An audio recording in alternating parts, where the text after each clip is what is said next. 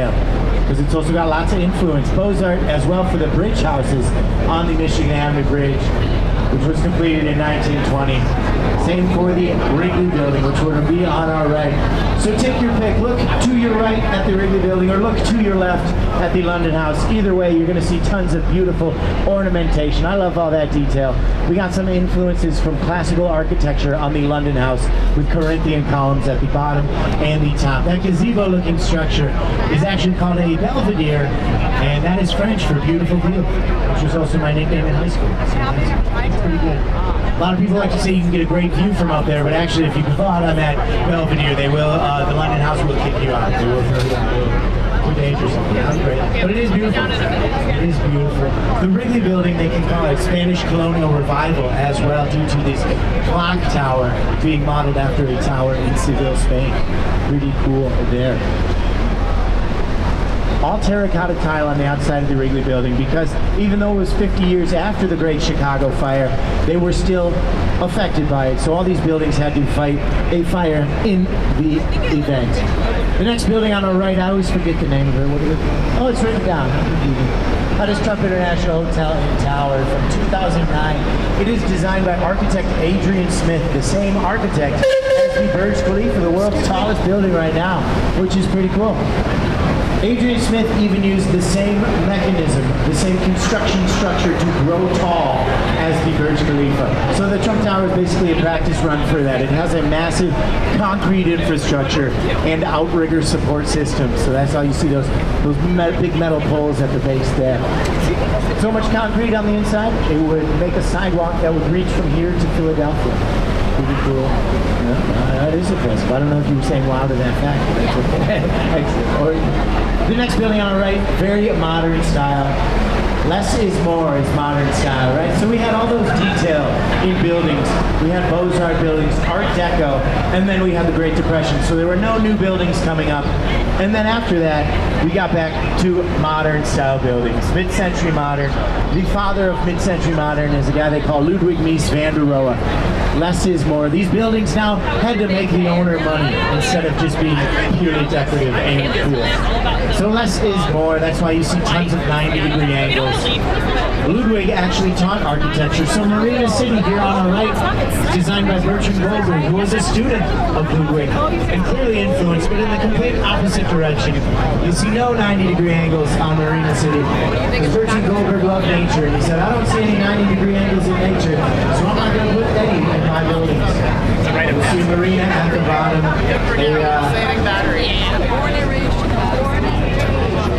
Marina at the bottom, a parking garage as well there. It originally had a bowling alley, a grocery store, a barbershop as well. That's because Marina City wanted to inspire people to live in the city and not just work. The suburbs were totally popular. So that is why Marina City is called a city, because it's got everything there. And the legend is that Bertrand Goldberg left those parking garages open because he thought we'd have flying cars. And those flying cars could soon zip right on in that parking garage and park. This building on the right is the oldest building on the river. It's called the Reed Murdoch Center from 1914. Originally a food storage warehouse, now houses Encyclopedia Britannica, Whirlpool headquarters, some restaurants as well. But you might not like this building for a reason that it is asymmetrical, which means not symmetrical. So if you take a look at it, on the right you'll count 6 sets of windows, on the left you'll count 5, which means that clock tower is not in the middle. It's displeasing to the human brain that might want to organize things. But you can rest easy, rest assured that it was originally designed symmetrically. They shrunk one side as LaSalle Street and Bridge was built right next to it. 300 North LaSalle is the building on our right. It's a contemporary style of architecture. Contemporary is kind of a placeholder. Maybe in 40 years we'll call it something else, like full of glass, because it's tons of glass. But this has platinum certification in something the city calls LEED, which is Leadership in Energy and Environmental Design. Platinum's the highest you can go. So 300 North LaSalle is very, very friendly to the environment, which we love. We love our environment. Okay. Now on the right, you're going to see a big, wide, tall Art Deco building. Oh, thank you so much. Perfect. This Art Deco building is called the Merchandise Mart, completed in 1930. So from the late 20s into the 30s, there was a big understanding that big was good. The bigger the better. So the Merchandise Mart wanted to be the biggest building in the world, and it was. It would be until the Pentagon was built. 4.2 million square feet in Merchandise Mart right there. In fact, it was the first building to have its own zip code. It was that big, and also zip codes were smaller back then. It was intended to be a stop shop for the wholesale department of Marshall Fields. They wanted their wholesale department to be sold out of there. And it was so big, they actually invited their competitors to do the same thing in the Merchandise Mart. But 1930, right around the start of the Great Depression, so the Merchandise Mart did not last as intended for long. But it basically became that eventually. And now on the weekends we project art videos onto the Merchandise Mart. They call it Art on the Mart. Toot, toot, toot, which means we're turning around at the confluence where the three branches of the river meet. And if you look ahead, you can see our L train going over one of our double-decker trunnion vascular bridges, which is a cool sight. I love to see the train on top of the bridge. But speaking of trains, these two buildings to our right, River Point and 150 North Riverside on the left, they are built over trains, actually, active railroads. Those circles look like porthole windows are actually ventilation for the active railroads. Just a few blocks south is where Union Station is. We were the center of the country for railroads, and we maybe still are, but definitely for big reasons. So those buildings weren't built until about 2017, and those designers figured out, even though there is a base of 40 feet only width, how to get taller and bigger and utilize that real estate space. We probably love that. It uses rolled steel, which is 40% stronger than regular steel, brought in all the way from Luxembourg. This building on the right is called 333 West Ramp. It was from 1983. Roughly about 10 years later, the people loved it so much, they took a poll in the Tribune and they voted it their favorite building in the downtown area. Style of architecture for the green building on the right is contextual, which means it reminds us of the area in which it is. It speaks of its context. It looks a lot like the river. It's green like the river, curved like the river, even rippled like the water, which is in the river. The river is real water, believe it or not.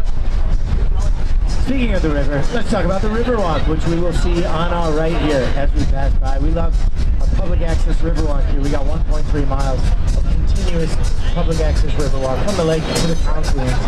Each area has a name and a purpose. They call this one the jetty due to the floating green habitat we have here to inspire fish, marine wildlife to come back to the river.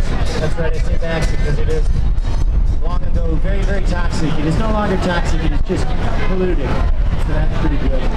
But it's getting better and better. We got 80 different species of marine life. Sometimes the bridges are so loud, when I go under I gotta take a break, otherwise everything I say is just water under the bridge.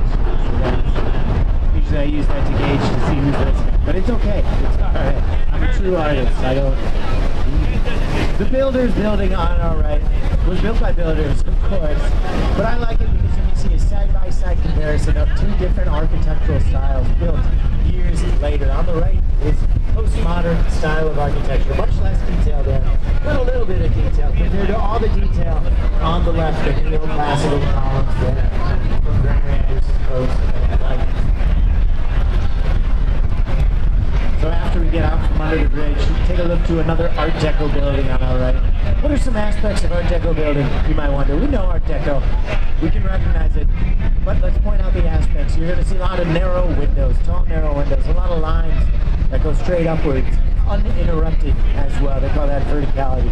With the LaSalle Wacker building, this building on our right, might look a little bit like a chair if you have an imagination, with the armrests on the side and a backrest as well. It looks that way. A handful of Art Deco buildings here in Chicago look that way. Because in 1923, the city was so worried that these Art Deco buildings felt so tall and they were going up so fast that eventually, if they did nothing about it, the Art Deco buildings would completely block out the sun and the wind from hitting street level. They had no idea that air conditioning would come in about a decade. So in 1923, the city made a zoning rule that said at the 23rd floor, if the building is any taller, you need to set it back off of the street so that it allows for sun and wind to reach the people on the street. We've got a good view of the gold-tipped building ahead on our right, which will go away once we take the curve on the river. So we can talk about that now. That is the Carbide and Carbon building, very iconic to Chicago. People know it as the building that looks like a champagne bottle. It is by the sons of Daniel Burnham. Daniel Burnham is a guy that did this plan for the city in 1909. A lot of aspects from that plan, like the Riverwalk was one, still remain in Chicago. But 1929 is 9 years after Prohibition. So people might have forgot about alcohol, but not the sons of Daniel Burnham, so that's why it is said they wanted to remember their old friend, and perhaps they were designing the Carbide and Carbon building over a bottle of champagne. So that's real gold at the top. You can see green terracotta tile in the middle, which makes it that bottle of champagne look, but I think it looks more like a bottle of Welch's sparkling grape juice. Yeah. It's real gold at the top, 24 karat gold, 1/5000th of an inch. So not too thick, only about the size of a softball if you were to collect it all. Let's take another look at another beautifully decorated building on the right. We have the Jewelers building with a big Morse belvederes all throughout the top of that Jewelers building. A lot of ornamentation on that. They call it the Jewelers building because when it was complete, they wanted to inspire jewelers to rent the retail space there. And to do so, they included an elevator in the building that would lift your entire car up to your floor so that you did not have to unpack your gems and jewels on Al Capone streets or John Dillinger streets to be stolen. But it did not entice any retailers, any jewelers, perhaps because an elevator was maybe a little new, maybe they didn't trust it, especially one that was supposed to lift a whole car. But people still call it the Jewelers building for that history. Another more decorated building on the right, Neo-Gothic style, which means new Gothic. They call it that because it's new Gothic, but they call it the Gothic Rocket for the Gothic style and the rocket shape of this tall, skinny building on our right. It is actually called the Manhattan Tower. When it was completed in 1928, it was the tallest building in Chicago for 20 days. Pretty impressive, pretty impressive. But that goes to show how quickly those buildings were going up in the late 20s.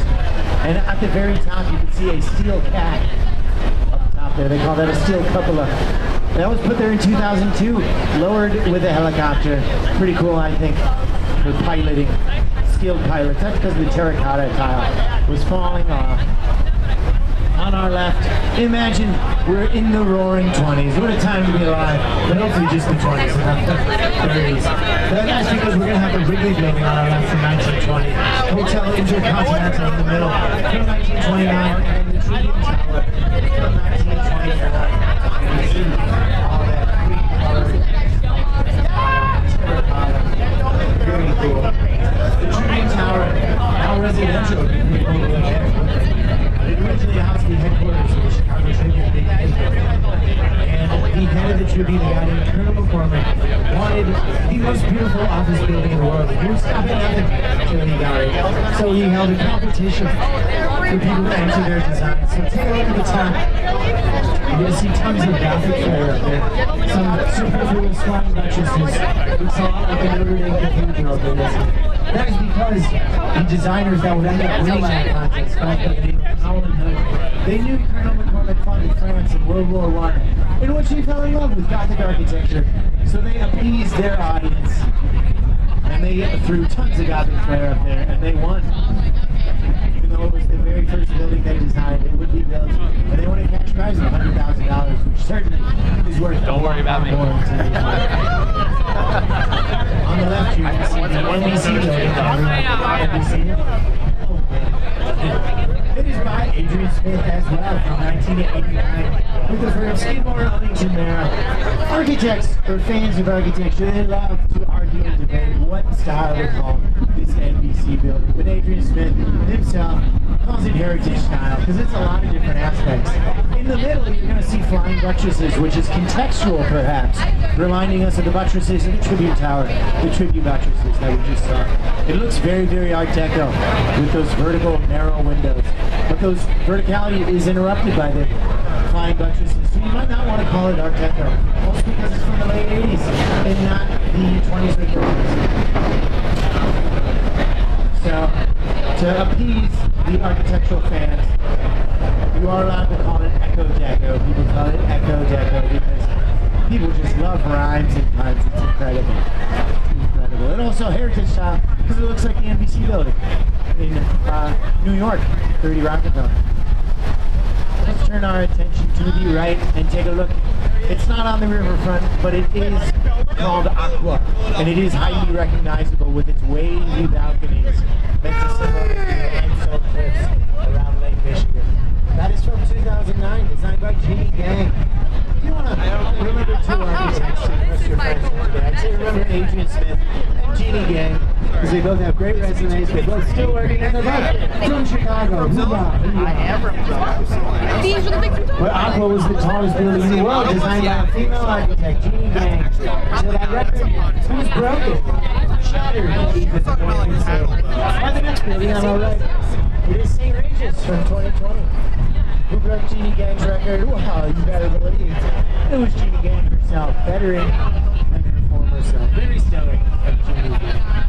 But St. Regis, a lot of people's favorite for this wavy optical illusion. Looks like wacky art with level 2 panels.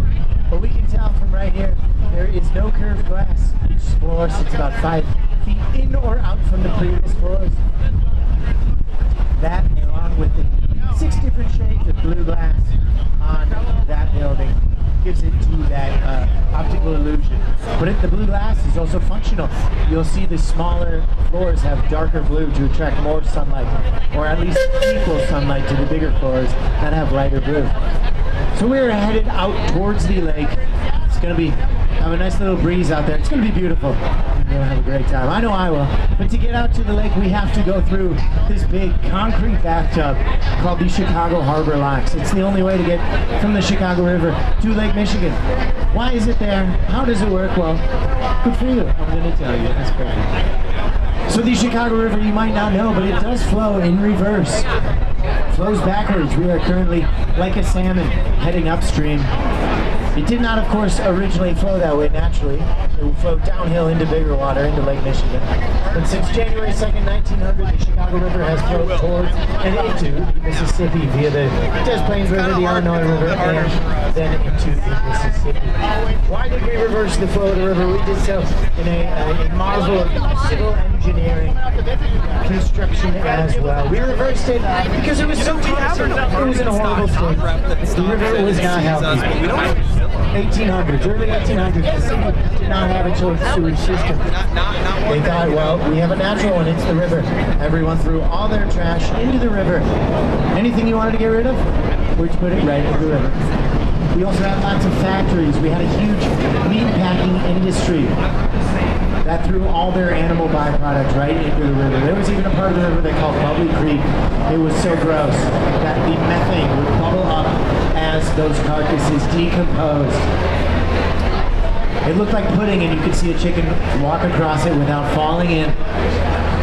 What was worse was, since it was toxic, it fed, what made it worse, but it did feed into Lake Michigan, which is where we got our drinking water. So that was really tainting the city's drinking water. People were getting very, very sick, dying of waterborne illnesses. In 1846, 1 in 36 Chicagoans died of cholera, so we had to do something. We hired this guy named Ellis Chesbrough to help the river and the city. So what did he do? He would help the city in 3 ways. First, he lifted it by about 10 feet. That was in 1855. Why? So that it could be above the ground. And also, in the area which it used to be and is now, we've created a wide open basement in which we could plan and build our own sewage system. We did that. That would be the U.S.'s first comprehensively planned sewage system. So we had a sewage system finally. We still needed a better place to get some water. Ellis Chesbrough's next idea. It was a good idea, not his best idea, but his good idea was to take the water from further out on Lake Michigan where it would have been less polluted. It would work for about 3 months. till we had a lot of rainfall and pushed that sewage right to that intake crib. So Ellis Chesbrough knew he had to do his biggest, boldest idea, which was to reverse the flow of the river. No fear, I am almost done. Reverse the flow of the river. Now he knew this was possible because the northern region of Illinois has a subcontinental divide, which is a high point in the middle, formed by glaciers. Quick announcement, the buffet is open if you would like to grab some food. Looks delicious. Food downstairs, so definitely head downstairs, check that out. But to finish the river story, that subcontinental divide is 12 feet high. To each side, water flows in a different direction.